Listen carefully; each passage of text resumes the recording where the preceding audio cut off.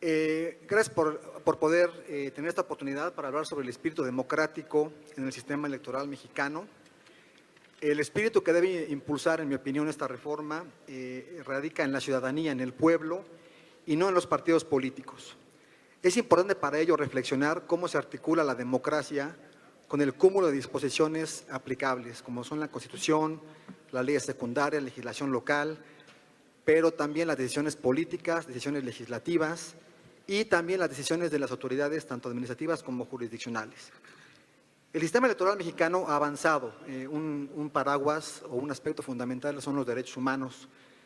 Y con ello, este paraguas inclusive alcanza también a los partidos políticos al ser considerados en la Constitución como entidades de interés público. Pero este paraguas de derechos humanos, por supuesto que abarca también a todos los ciudadanos que vamos a ejercer los votos el día de la jornada electoral.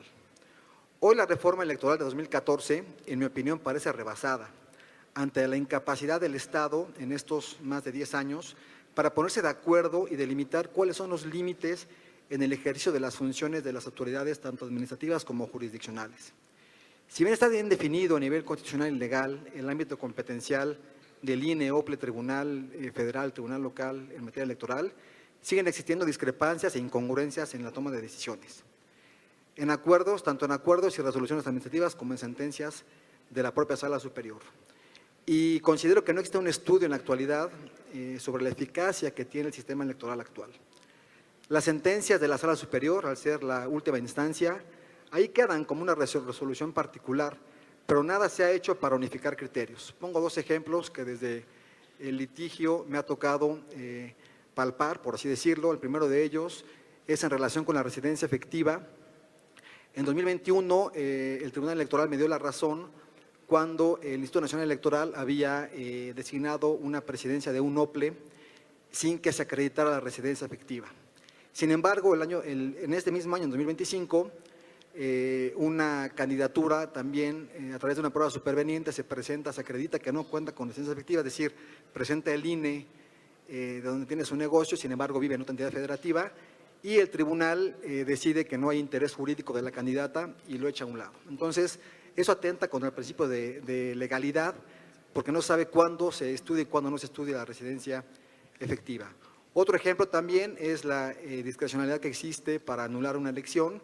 El año pasado también la Sala Superior, bueno, más bien una elección municipal, dio dos vueltas para su calificación. La primera de ellas se valida o llegan a la reconsideración, y la segunda de ellas anulan la elección, ¿no? Son dos criterios distintos, inclusive dos cadenas impugnativas en un propio proceso electoral. Es importante que se definan las rutas y los temas que deben contener esta reforma electoral. Yo propondría de manera muy rápida dos propuestas, tanto en la parte administrativa como dos propuestas en lo jurisdiccional. En la organización de elecciones, para fortalecer, propongo el voto electrónico. Digo, todos los bancos tienen medidas de seguridad para que haya certeza en que un voto electrónico tiene validez. Y esto inclusive ayudaría mucho en los cómputos, porque pues ya no estaría en duda cuál es la voluntad de un ciudadano, sino que ya previa medida de seguridad, pues ya existe esa votación.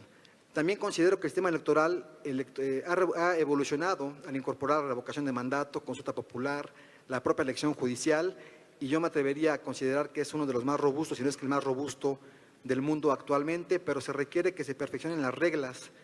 En el caso de la elección judicial, pues propondría que inclusive no sea concurrente con las demás elecciones, implementar un modelo de planillas de candidaturas quizás, y en la consulta popular disminuir el umbral para su vinculación. En la parte jurisdiccional propongo dos aspectos. El primero de ellos es, como lo comentaba hace rato, que se fortalezca el principio de tipicidad, porque el principio de legalidad para establecer cuáles son sanciones, cuáles no puede quedar al criterio de los tribunales, o más bien sí, pero con una norma muy clara y concreta que lo especifique. Y propondría también un sistema biinstancial, como ya lo había comentado también una magistrada de sala regional antes que yo, que eliminar el recurso de reconsideración para que en elecciones locales nada más se califiquen en el Tribunal Electoral local y una sola instancia en lo federal, y también homologar los propios recursos a nivel local, que en todo el país sean recursos unificados para que también haya mayor certeza en las elecciones. Agradezco mucho la atención. Gobierno del Estado de Puebla.